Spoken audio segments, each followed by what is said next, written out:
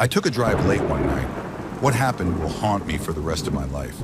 Oh, before I forget, man, I was wondering if you could help me with something. The cashier, an acne-riddled kid who looked to be in his late teens or early 20s, looked up from shoving the bag of potato chips, 2 sodas, and a pack of Lucky Strikes into a plastic bag. For a moment, he just stood there, seemingly frozen in mid-action. Then he finally answered, "Yeah, what's up, man?"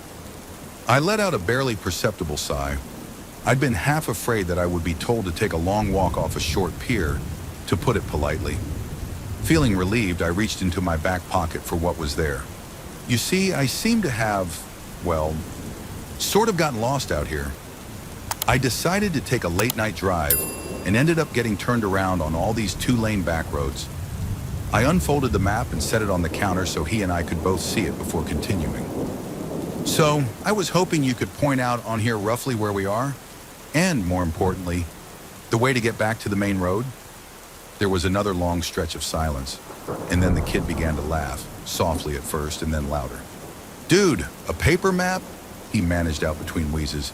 "Are you for real? What year do you think this is? 1993? For my part, I simply let out a resigned sigh. I'd had a bad feeling I would be getting this sort of reaction from someone his age, and it looked like I'd been proven correct.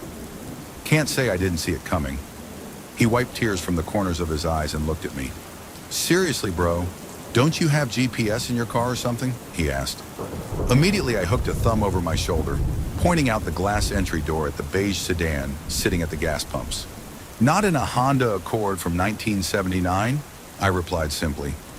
As he looked behind me out the door, I could see he wanted to make another quip, probably something about how I should buy a newer car or something.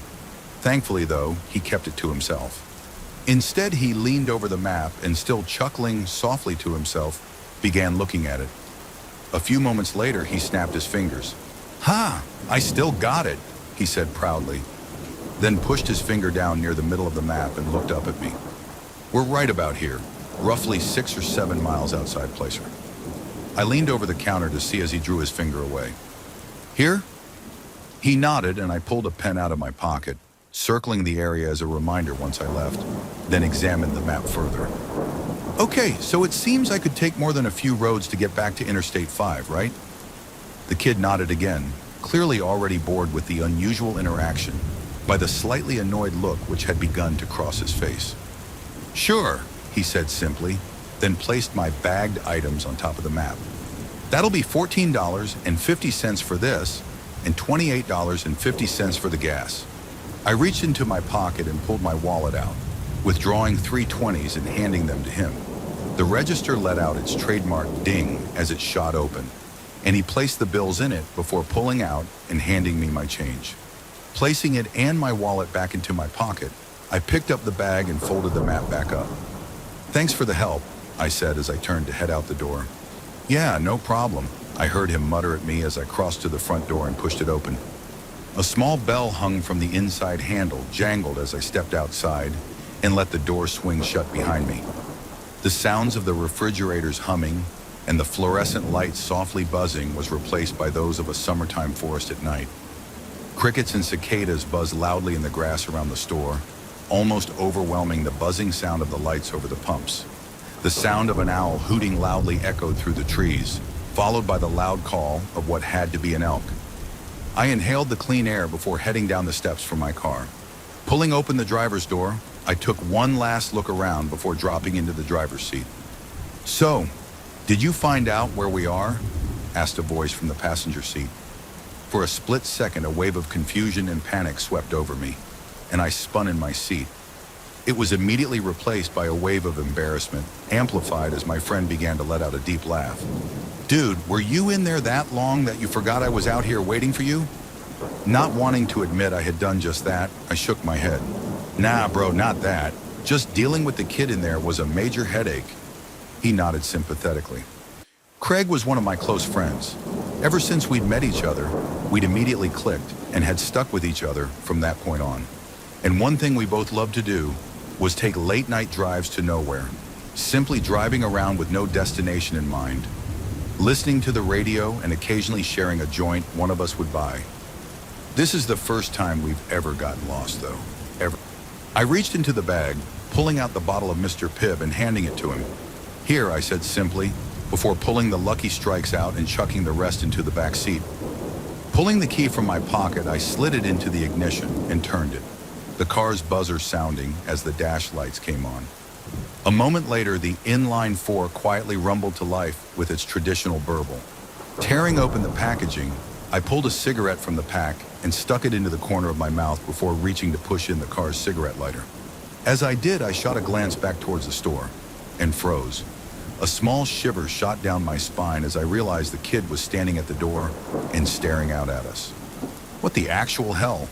Craig caught my gaze and turned to look himself. Dude, what the hell is his problem? I shook my head as the lighter popped back out, signaling it was ready to use. I pushed the glowing red coil against the tip of the smoke for a moment until it was lit, then placed it back in its slot. I pulled it from my lips and exhaled a cloud of smoke before answering, feeling more than a bit unnerved. I don't know, but honestly, man, that's more than a bit creepy. I shot one last glance. The kid hadn't even blinked once. He was just staring with an off-putting intensity out the glass. Come on, let's get out of here, Craig said, echoing the thoughts swimming through my mind. I put the car into first gear and eased off the clutch, the car beginning to roll forward.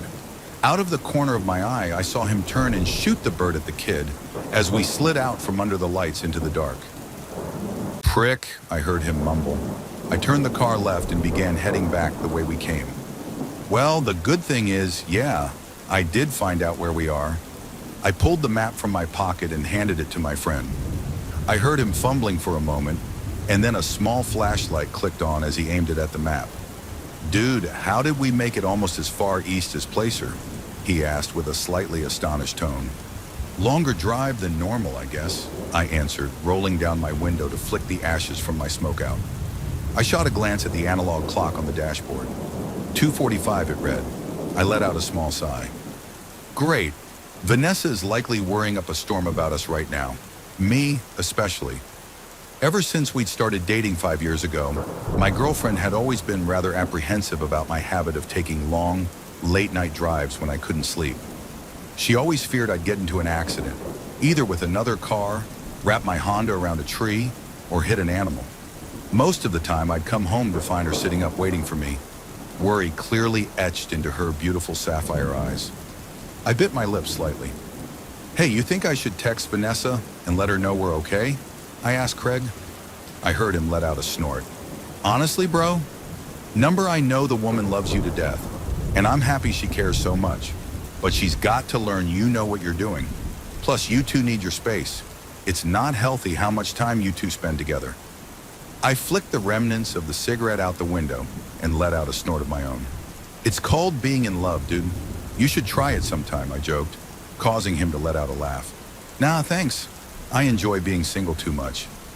Shaking my head, I stared out the windshield as the headlights guided our way.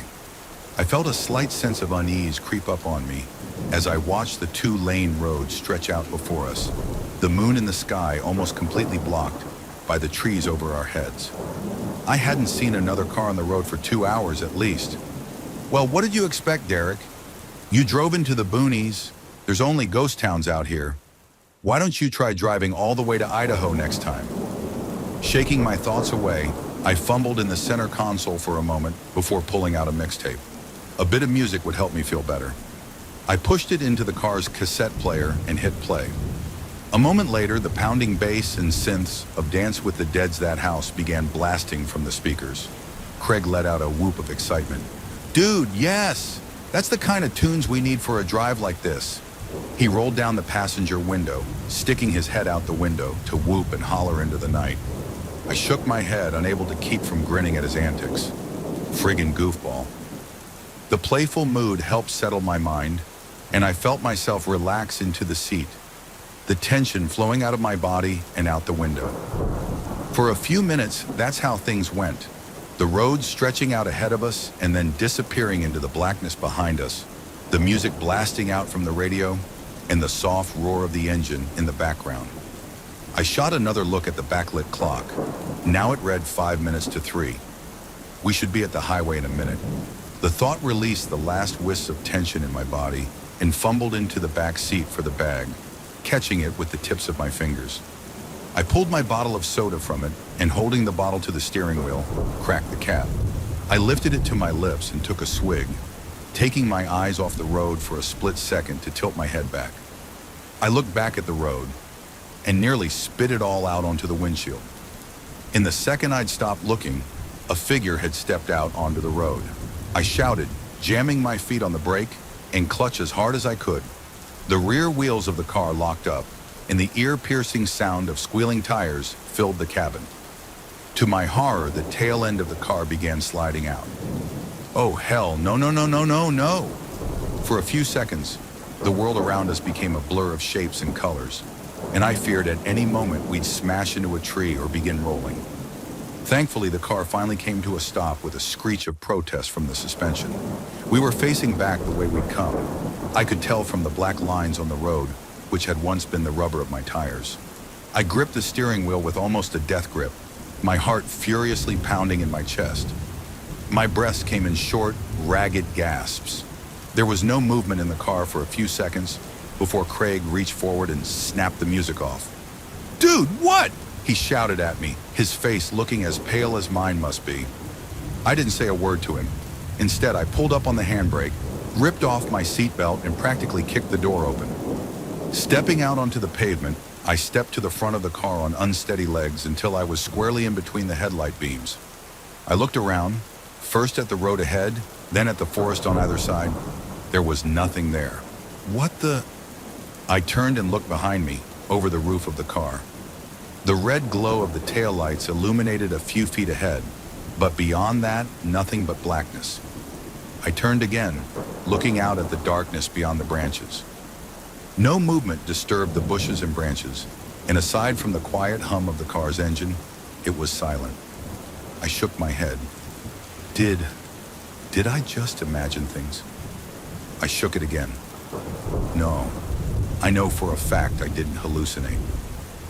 There was someone there. The sound of the car door opening made me turn, seeing Craig step out of the car. Leaving the door open, he immediately came over to me. "You have exactly 20 seconds to explain to me what the hell just happened before I lose it, bro," he exclaimed. For a second, I fought to find my voice. Then I answered, Dude, I'm not crazy. Someone stepped out of the woods and onto the road.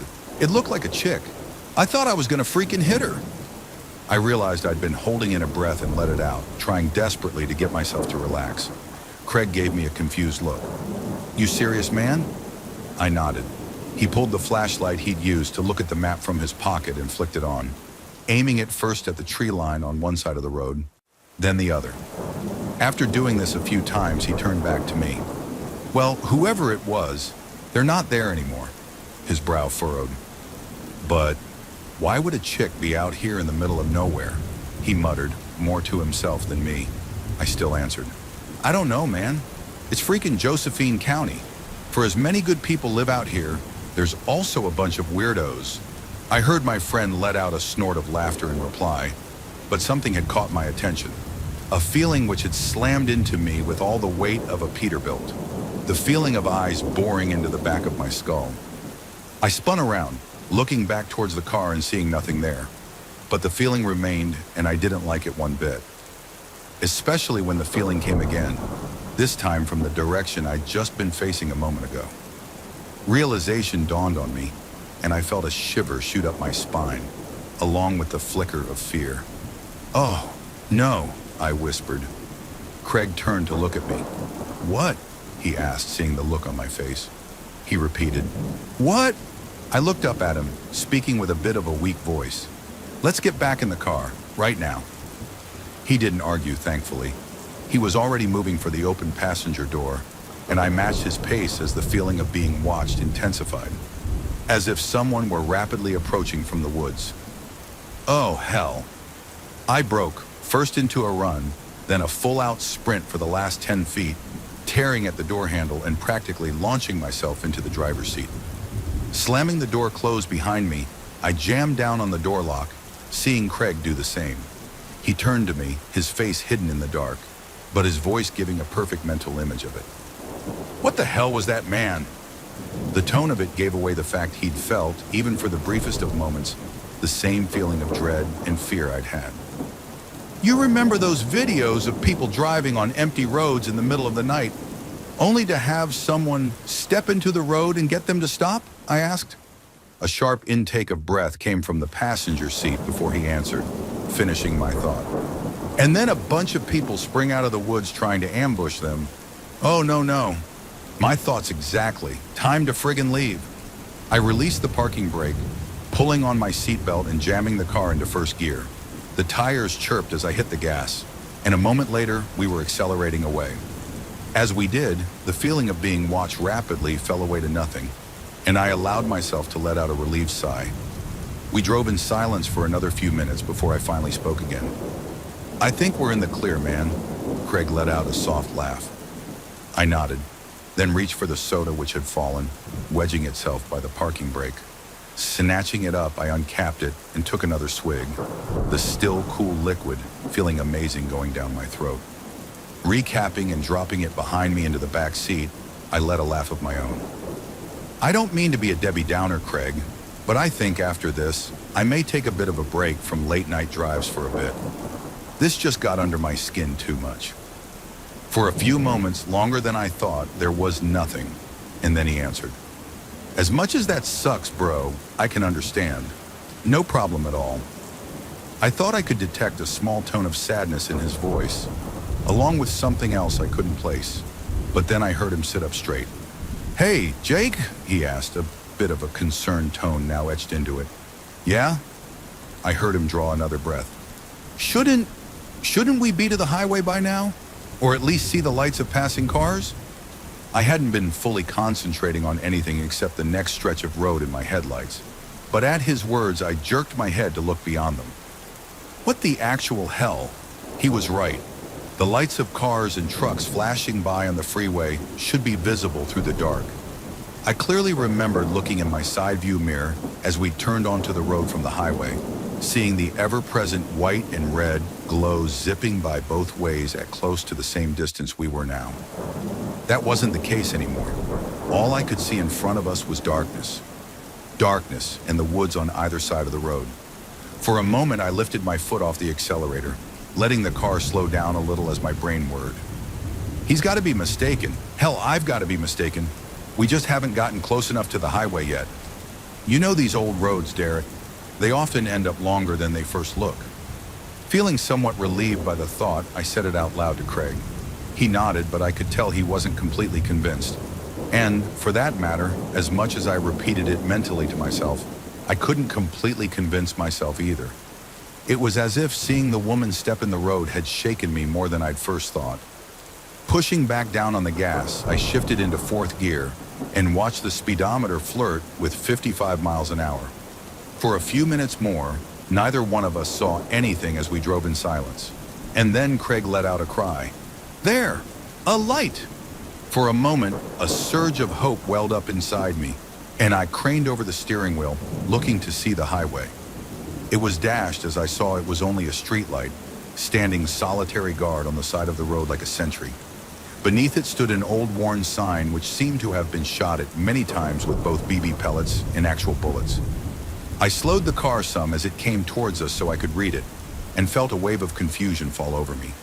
Golden, 2 miles. "Oh, no," Craig breathed out as he read the sign.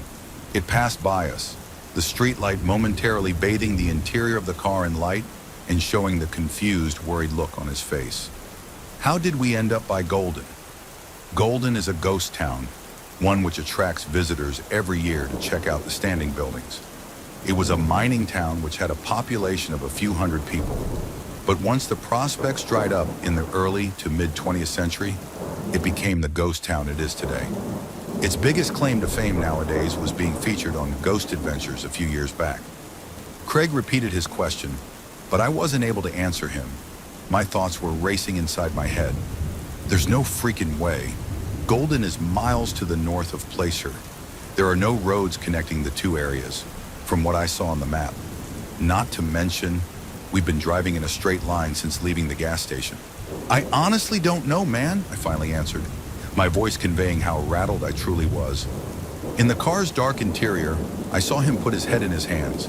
I fumbled for my pack of cigarettes, pulling another out with slightly unsteady fingers and pushing in the cigarette lighter.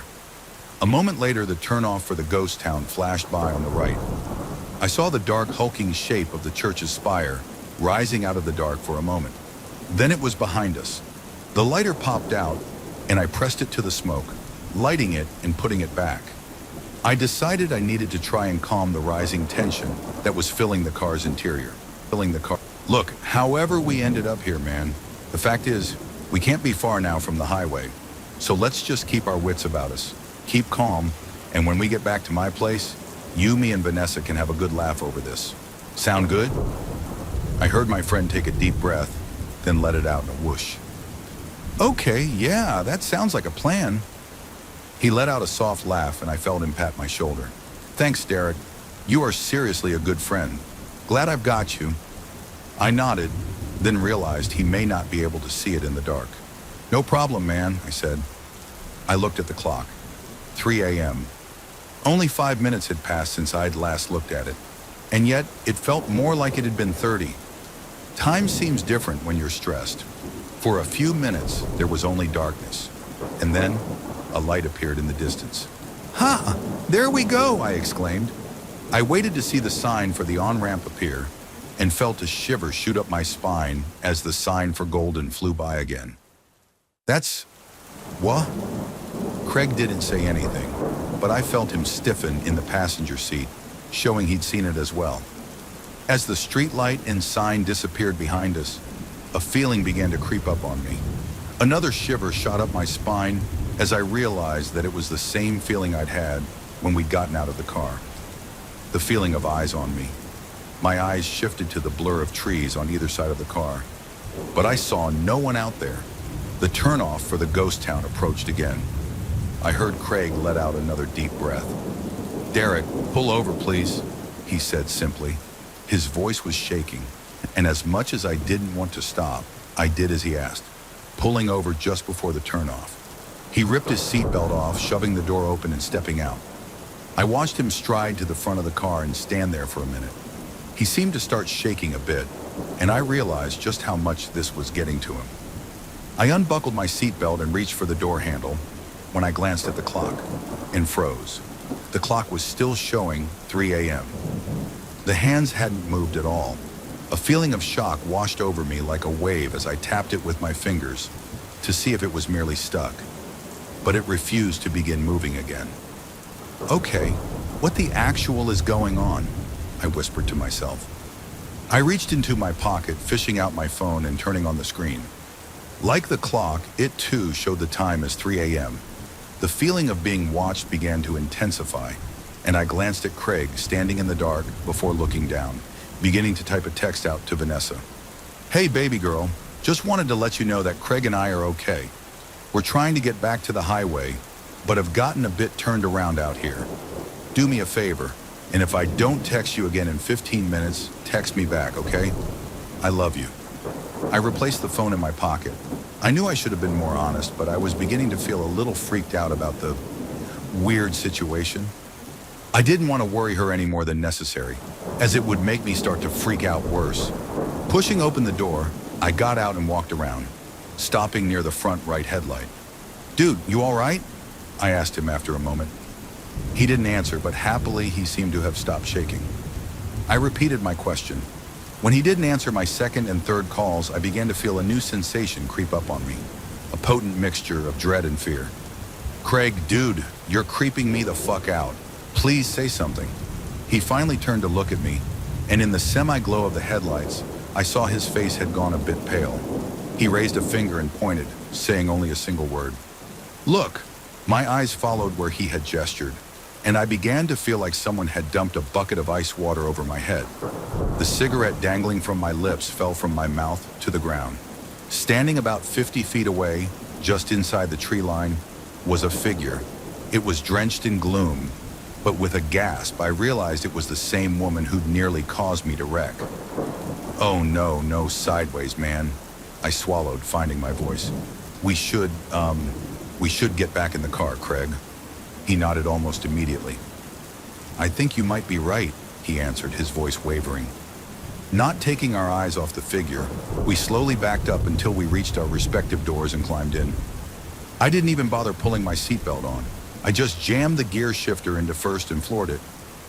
Dirt and gravel kicked out behind us, and the car shot forward onto the road. This time, I didn't let up on the gas. I kept my foot hard down, the engine beginning to roar as I shifted into third and fourth. The speedometer reached 60 as I shifted into fifth gear, the feeling of being watched intensifying with each passing second. I prayed that I would see something, anything ahead of us, an intersection, a house, a freaking out-of-use payphone. And then my blood turned to ice as a light appeared ahead of us, the exact same one as before, with the sign underneath. My eyes flickered to the clock, and terror shot through me as I saw it still was frozen at the same time. "This isn't good, bro," Craig said from the passenger seat. I agreed with him, but didn't say it out loud. I kept my foot to the floor, the speedometer now hitting 80. The turnoff appeared again, and what I saw made me want to scream. The woman had gotten closer to the road, and she wasn't alone anymore. Behind her, I saw others, the outlines of other people, dozens, possibly more. They all stood facing the road, watching us fly by, and then they disappeared into the rearview mirror. I breathed out as the light and sign flashed by yet again. This time, the mass of people had gotten even closer to the road. The woman stood in front of them all, and for a split second, the headlights illuminated her. Another flash of ice shot through my veins as I saw the river of blood pouring down the front of her nightgown, one that looked to be decades old. "What the hell do we do?" Craig asked me, his voice steady, yet filled with fear, the same I felt.